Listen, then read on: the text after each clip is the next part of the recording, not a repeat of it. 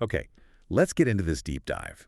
We are about to unpack a story that, on the surface, really begins with this beautiful illusion. It really does. Of a successful author who seems to be finding a second chance at love, stability, making all these future plans. But just beneath that comforting surface, you find one of the most chilling, meticulously planned betrayals imaginable. And it's all driven by cold, hard financial greed. The contrast is just. It's tragic. Helen Bailey was 51, a nationally recognized author. Most people would know her for the Electra Brown series. Right. Very charming books. And she was so publicly celebrating this new chapter in her life. She was planning her marriage to Ian Stewart, sharing her home with him, and of course her little dachshund Boris, who was always with her. From the outside, it was a perfect picture of recovery, happiness after a terrible loss she'd already suffered. Exactly. So our mission today is to go beyond that superficial story of just a missing person. We're going to trace the timeline, and we're going to focus really intently on the objective, critical evidence. The financial moves, the digital breadcrumbs? Yes, exactly. All the things that just completely unmasked a killer who had perfected this mask of the grieving, confused partner. And for you, the listener, this is such a crucial, though difficult, lesson in how financial grooming and manipulation actually work. It shows how predatory behavior can just operate completely hidden right under the cloak of intimacy and trust. We're really going to detail how that trust, specifically something called power of attorney, was completely weaponized for the ultimate betrayal. Okay, so let's build the foundation here. Helen's life, and this is critical, her financial situation, because this is the target that drew the killer in. Right. Helen Bailey was born in Northumberland, England, back in 1964. She had a really interesting academic start. She was studying psychology at what was then Thames Polytechnic. And that background in psychology is just so poignant, isn't it? I mean, she understood the human mind on some level, yet she became the victim of such profound psychological manipulation. It's heartbreaking. She eventually pivoted her career, went into media and marketing, and became hugely successful. She worked on licensing, branding for massive children's characters like Rugrats and Garfield. So this was a career that generated serious professional success and, serious wealth. For sure. And her life seemed stable. In 1996, she married John Seinfeld. He was the head of a licensing rights company.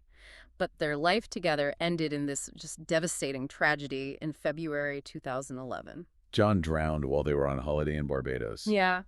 It was a life-altering trauma, and her response to it was very public, very raw, and very human. She channeled all of that grief into her writing. She created a blog that became quite famous. It was called Planet Grief. In this blog, it wasn't just a personal diary. It resonated so widely. It gave a voice to thousands of people who'd gone through similar losses, and it built this whole community around that shared vulnerability. And that vulnerability is the key word here, isn't it? It's the absolute key, because when Ian Stewart comes into her life, he meets her through that very platform. He bonded with her over a seemingly shared experience of loss. It was the perfect entry point for a predator. So we need to be really clear about what she brought into that relationship financially. Yes. Helen was exceptionally secure. Her assets, which she'd built up over years of successful work, were valued at over £3 million. $3 million. And that wasn't just, property or investments. There was a huge insurance component. A massive one. She had a life insurance policy that was valued at £1.8 million. Wow. So that wealth wasn't just impressive, it was exposed. This financial stability, this target, was the direct reason the relationship even began. It just sets the stakes for the entire crime. So she meets Ian Stewart. He's a 55-year-old widower. This is October 2011 through the Planet Grief community. Yeah. And things moved pretty quickly. They did. They moved in together. They blended their families. Ian had 2 adult sons. Helen brought Boris, her beloved dachshund, into their home, which was called Hartwell Lodge in Royston. They were planning a future together. They were engaged. And the tragedy here is the trust. Helen was rebuilding her life, and she gave Stewart this immense and ultimately lethal privilege. It really was. She not only made him a beneficiary in her will, which, is pretty common for an engaged couple. Right, you might expect that. But she also granted him power of attorney over all of her financial affairs. Okay, let's just pause on that. Power of attorney, or POA. For anyone listening, this is not just about sharing a bank account. This is a legal designation. Right. What does that actually let a person do? And why was it the perfect cover for his motive? PA is a signature of ultimate trust. It gives the person, Stewart in this case, the legal authority to handle all financial and often health-related decisions for the other person. So he can act as her. He can act as her. It's supposed to be for when the person is, incapacitated or unavailable. But the moment he got that, he essentially gained unilateral, instantaneous control over all of her assets. So he could transfer funds, sell things. Anything. He could initiate payments, he could start the process of selling assets, all without her signature or even needing to consult her. So he didn't have to wait for her death to get his hands on the $3 million in assets or the insurance payout. He had the keys to the kingdom while she was still alive. Precisely. The motive wasn't just a passive inheritance down the road, it was active, calculated control right now. The POA was the mechanism that let him start draining her finances immediately, and it gave him a legal justification for any large or unusual transfers he wanted to make. And the fact she gave it to him so soon after they met. It just highlights how effectively he groomed her. The crime was already planned, and the legal framework for the financial exploitation was already in place long before she disappeared. Okay, let's move forward to April 2016. We're at the breaking point now. April 11th, 2016 is the day Helen Bailey vanished. And what's so heartbreaking about the timeline is the juxtaposition. Her final days were spent actively visiting wedding venues. She was making plans for a life she really believed she was going to have with him. It's just so cruel. The contrast couldn't be starker. On the day she disappeared, we have a pretty tight timeline. Witnesses confirmed they saw Helen walking Boris between 3 and 3:50 in the afternoon in Royston. That's the last time anyone saw her alive. Then Ian Stewart enters the picture with his story. He reports her missing, but, and this is so critical, he waits 4 full days. He doesn't report it until April 15th. What was his excuse for that delay? Well, his claim was that he found a note saying she needed time alone and that she'd supposedly gone to their holiday home in Broadstairs in Kent just to get some space. And given her public writing on Planet Grief, that story. It was designed to sound plausible. Right. The writer needing solitude. It was designed to get her classified as a voluntary missing person. And it worked, at least for a moment.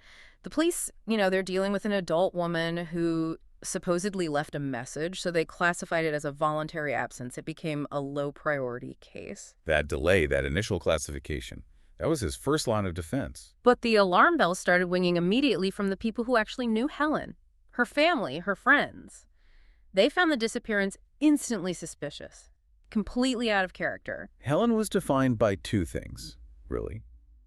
Her devotion to her dog, Boris, and her commitment to her writing deadlines. Exactly. The idea that she would voluntarily abandon her dog and just walk away from her career plans, it just didn't fit her personality at all. And their suspicions were confirmed pretty quickly.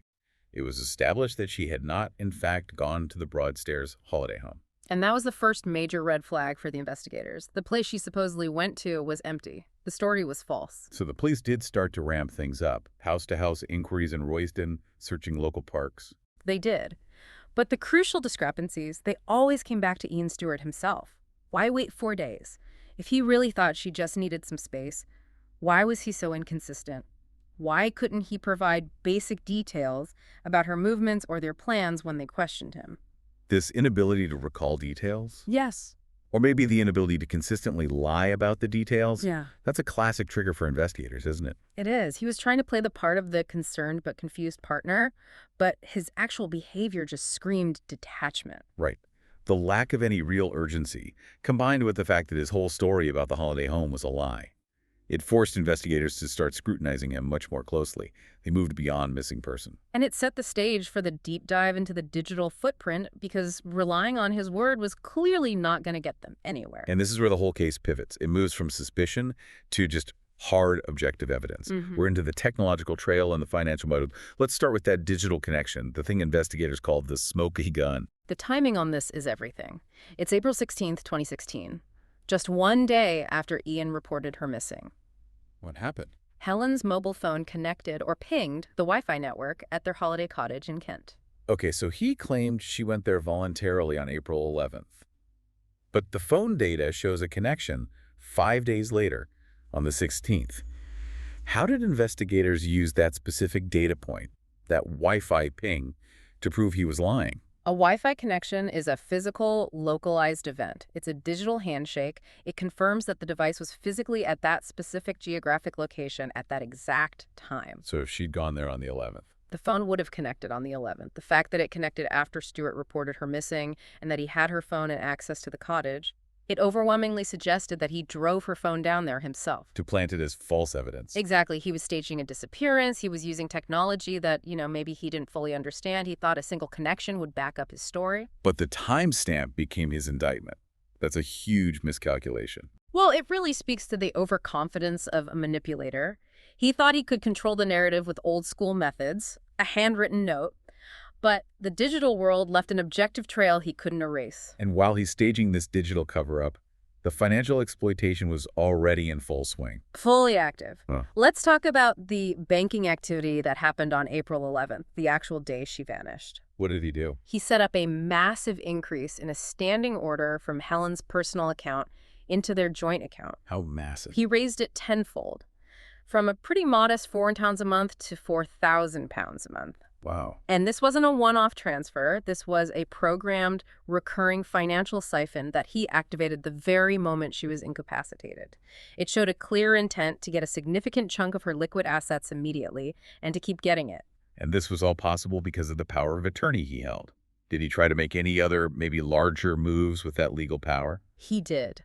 While the standing order was the most immediate red flag, investigators found that he made several attempts to fully leverage that POA right after he reported her missing. Such as? He started filling out paperwork to gain more permanent control over her investment accounts, her other substantial assets.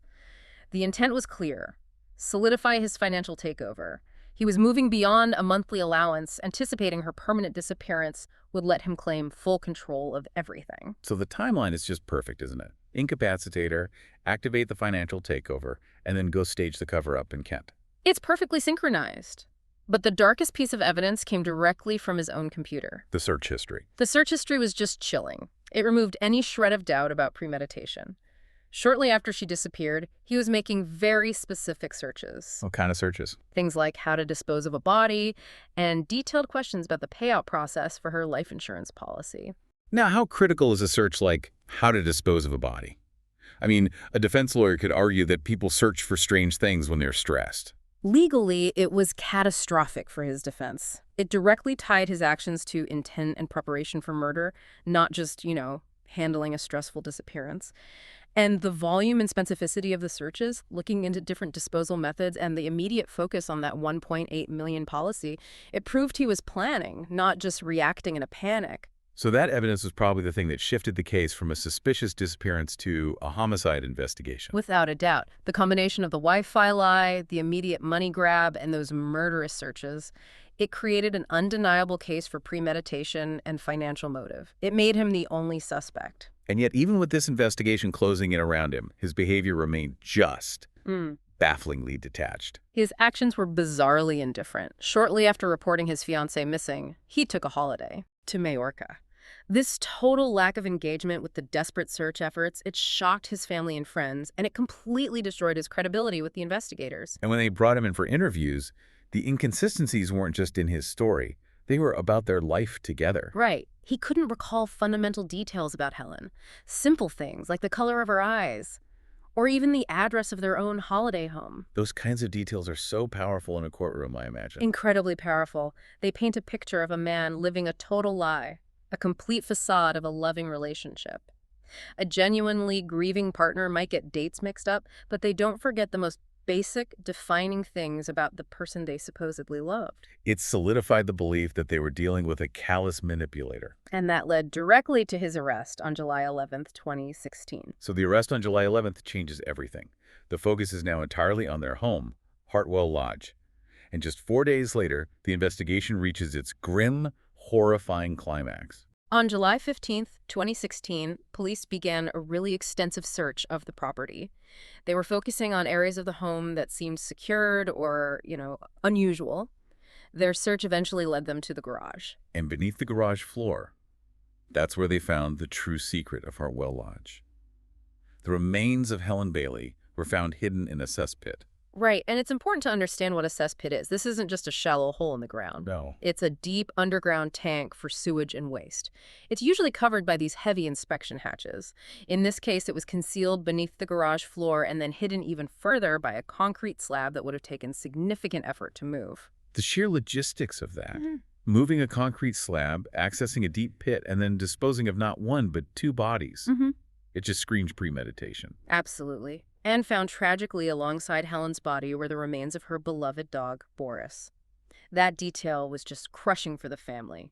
It confirmed the killer had eliminated everything Helen held dear to ensure there was absolute silence and to complete the disposal.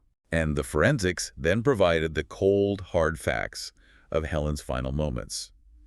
The autopsy confirmed the calculated method he used. Traces of Zopiclone were found in her system. It's a common sedative used for insomnia.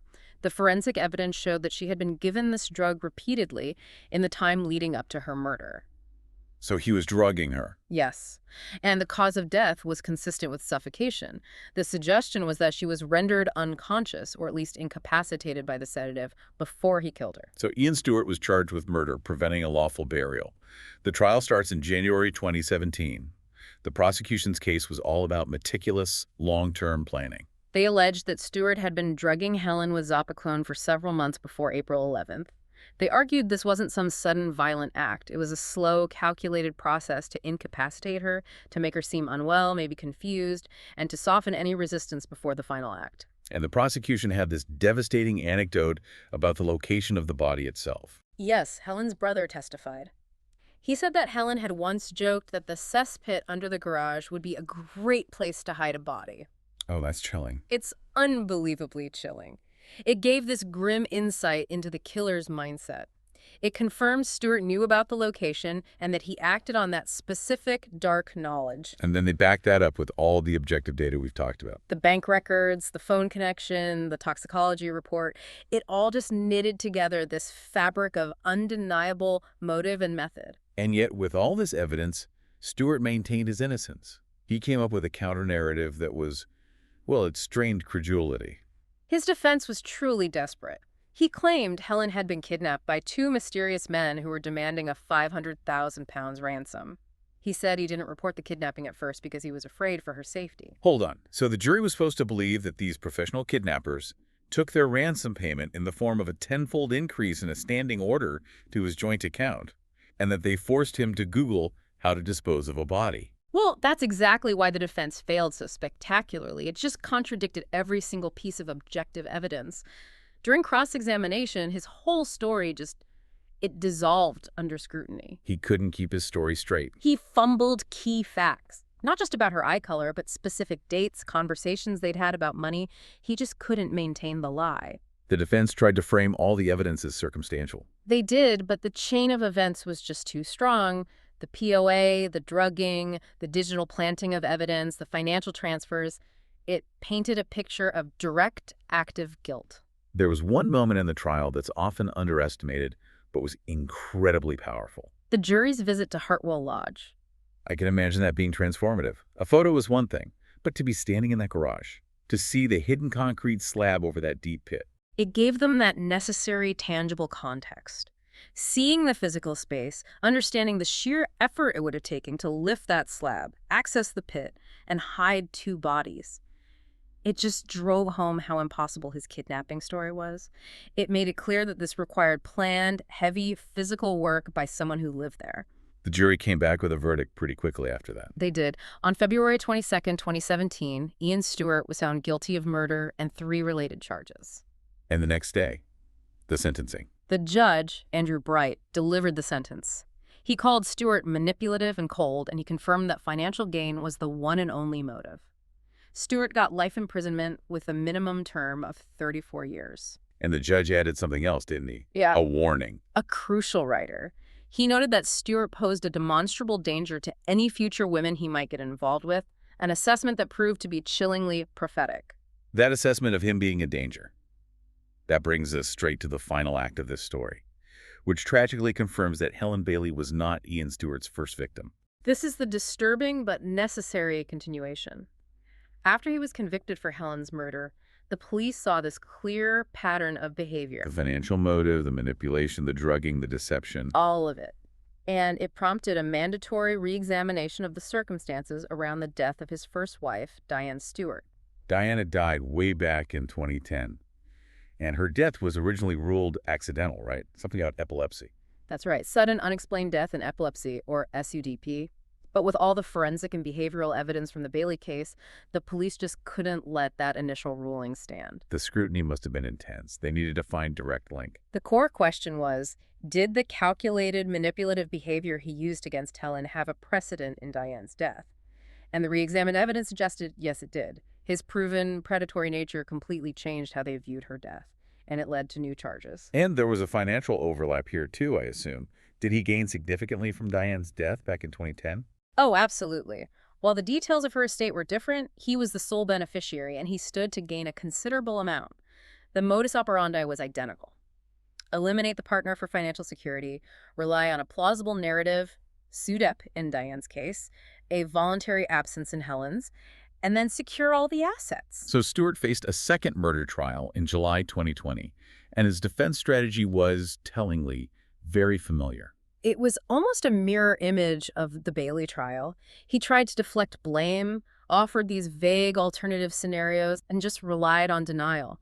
But by this point, the weight of his previous conviction for a nearly identical crime was just overwhelming. The pattern was undeniable. So on February 9th, 2022, Ian Stewart was found guilty of Diane Stewart's murder. Which confirmed him as a double murderer, exploiting two different partners for the exact same motive. And the legal response was significant. He was initially given a whole life order, right? Which means no possibility of parole. That's the ultimate sanction in the UK legal system. But it was changed. It was. The whole life order was later reduced by the Court of Appeal in July 2022 to a minimum term of 35 years. The reduction was based on some legal definitions, but the sentence is still devastating, and it confirms the finality of his criminal identity. So to just synthesize this final act, the investigation and conviction in Helen Bailey's case not only got justice for her, it was the catalyst that revealed this terrifying decade-long pattern of financial predation and calculated murder. He was exposed, a serial manipulator who used intimacy and shared loss as a cover for the ultimate betrayal. We've been on a harrowing but very detailed journey through the financial and digital mechanisms that brought justice for Helen Bailey.